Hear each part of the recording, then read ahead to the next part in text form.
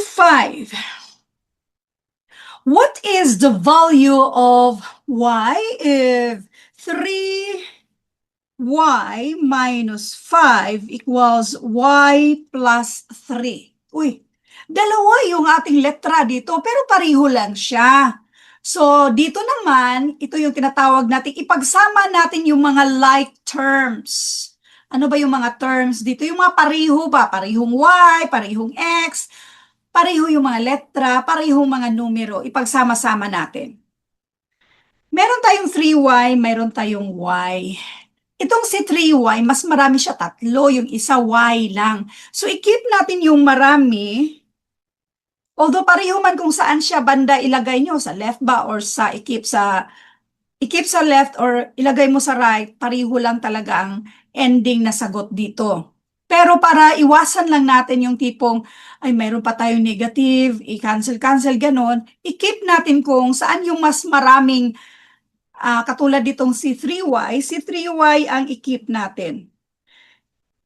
Si y, since positive yan siya or pang-add, kapag ito ang i-transfer natin sa kabila, pang-minus na yung y na yan. Ang natitira natin ay si 3. Ito yung natitira. Minus 5. So, itong 5 na pang-minus dyan, kapag yan ay matransfer sa kabila, pang-add na yan siya sa 3 natin.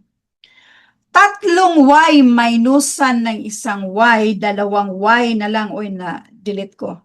Dalawang y na lang yan siya. 3 plus 5 equals 8. Again, kapag itong magkatabi na ito, si letra at saka si variable, or itong si letra at saka si variable, palihuro ba? Si number at saka si variable or itong letra na to, itong numero nag-multiply sa y, since nag-multiply siya kapag matransfer pang divide.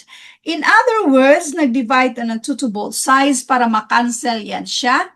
So we have y equals 8 divided by 2, and this is 4.